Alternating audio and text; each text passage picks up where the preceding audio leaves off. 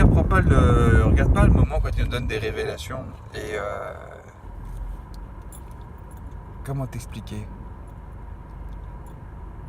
J'aimerais te partager quelque chose avec toi.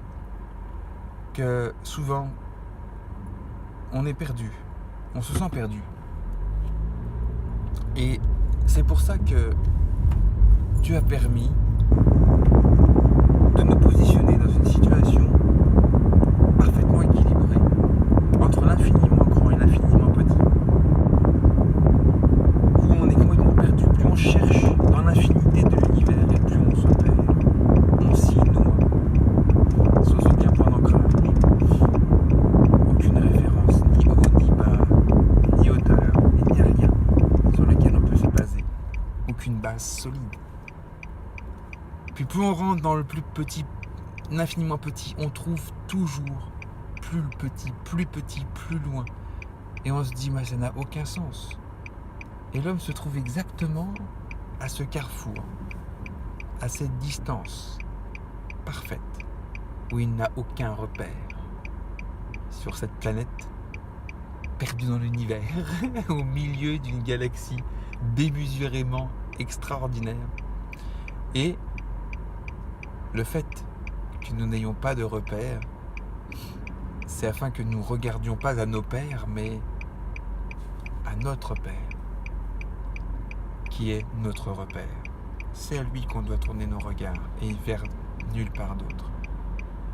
Et si tu es dans cette situation, présentement, et que tu es vraiment perdu, que tu as mis du temps pour te rapprocher de Dieu, que tu t'es éloigné, ou que tu le cherches dans d'autres choses, comme je dis, je l'ai fait malheureusement pendant tellement d'années. Je me suis perdu dans tellement de recherches, tellement de choses, essayer de voir, trouver Dieu, comprendre Dieu, découvrir qui il était, pensant que ça allait me donner un sens à ma vie, qu'il était le sens de ma vie, mais je ne savais pas pourquoi, je ne savais pas quelles étaient les réponses qu'il allait m'offrir. Et en fait, quand il est venu me trouver, en fait, ça a tout changé, ça a tout chamboulé, ça a tellement tout bouleversé que toutes mes fondations, mes conceptions étaient complètement anéanties, détruites. Tout s'est effondré, j'allais dire le miroir d'Alice a explosé. Et je me suis retrouvé de l'autre côté du miroir et là j'ai découvert une nouvelle réalité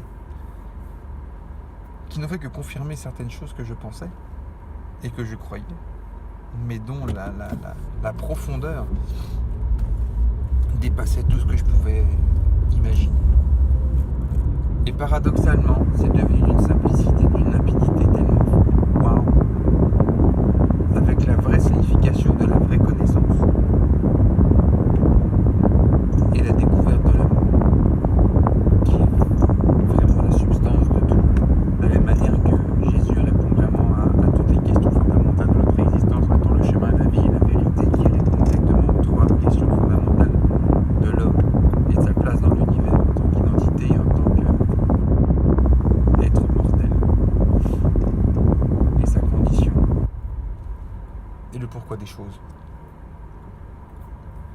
Tout ça pour en revenir au principe que on doit toujours se positionner sur Dieu, toujours tourner nos regards vers Dieu afin de toujours avoir l'espoir. C'est comme l'adage qui dit tant qu'il y a de la vie, il y a de l'espoir. Oui, tant qu'il y a la vie, Christ est la vie. Je suis le chemin, la vie, la vérité. Jésus dit qu'il est la vie, il est le pain de vie.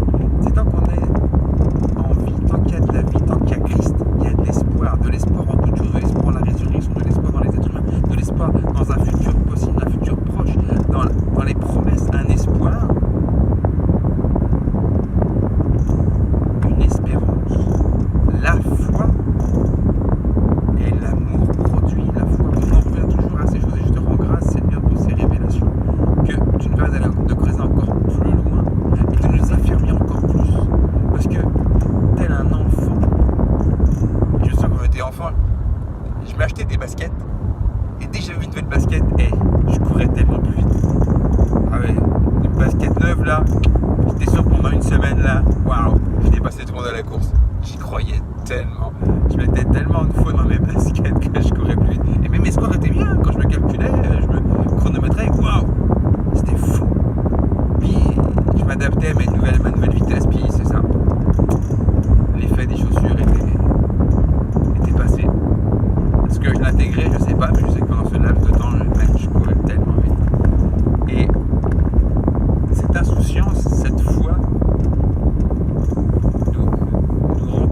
naïf peut-être, mais c'est la beauté de voir la simplicité.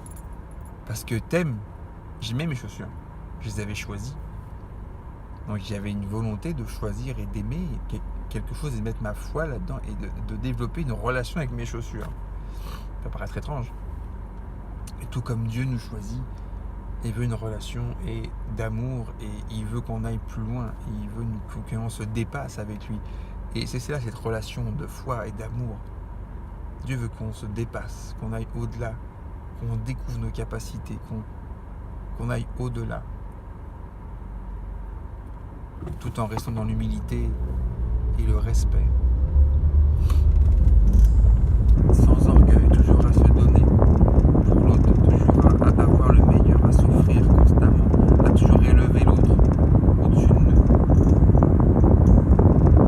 Ne pas tomber dans le piège. Afin que, comme avec Babel, on voulait toucher le ciel et que Dieu a dû mélanger les langues.